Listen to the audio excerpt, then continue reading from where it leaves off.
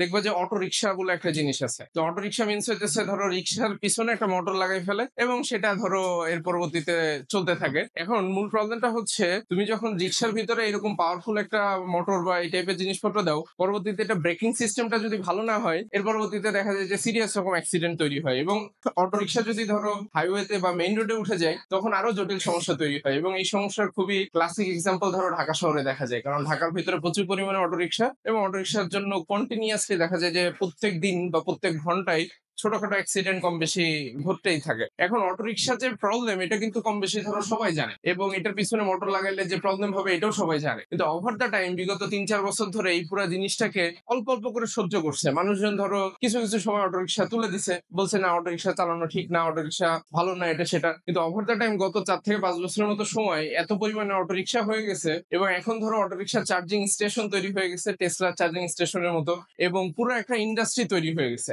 এখন এরকম একটা সিচুয়েশনে গভর্নমেন্ট যদি চায় যে অটো রিক্সা বন্ধ করে দিবে, আসলে অটো রিক্সা বন্ধ করতে পারবে না, কারণ এত পরিমাণ মানুষ এটার ভিতরে ইনভলভ হয়ে গেছে। তুমি অটো রিক্সা গুলো কি করবা? এটা তো তুমি ফেলে দিতে পারবে না। বা এত পরিমাণ ব্যাটারি তুমি কি করবা? কারণ অটো রিক্সার জন্য যে ব্যাটারি গুলো তৈরি করা হয়েছে, সেই ব্যাটারি গুলো তো পার্টিকুলারলি অটো রিক্সার জন্যই তৈরি করছে। এই ব্যাটারি তো নিয়ে তুমি অন্য একটা জায়গার ভিতরে ইউটিলাইজ করতে গেলে সেটা একটা ভালো রকমের লসের ভিতর দিয়ে যাইতে হবে, কারণ ওটাকে মডিফাই করে তারপরে ওই অন্য একটা ডিভাইসের ভিতরে যে ব্যাটারিটা ইউটিলাইজ করবে সেটার সাথে একটা কানেকশন আছে। এটার সাথে ধরো কম্পিউটার সায়েন্সের একটা ভালো কানেকশন আছে। কানেকশনটা কোন জায়গাটাতে? ধরো গত মোটামুটি তুমি ৮-১০ বছরের মতো সময় ধরে যদি জিজ্ঞাসা করো যে কোন সাবজেক্টটা পড়বো, তো সবাই ধরো একবারে বলে যে কম্পিউটার সায়েন্সে পড়তে হবে। এন্ড কম্পিউটার সায়েন্সে পড়ে আলটিমেটলি কই যাবো, কি হবে না হবে, এগুলো নিয়ে কারো কোনো মাথা ব্যথা নেই। সবার ধারণা যে কম্পিউটার সায়েন্সে ভর্তি হইলে কোনো না কোনো একটা রাস্তা বের হয়ে যাবে, এবং চাকরি বাকরি কোনো না কোনো একটা ভাবে হয়তো বা হয়েই যাবে আরকি। তো এটা যখন আলটিমেটলি চিন্তা ভাবনা করে, মানুষজন বুঝে না বুঝে এটার ভিতরে ঢুকে যাচ্ছে।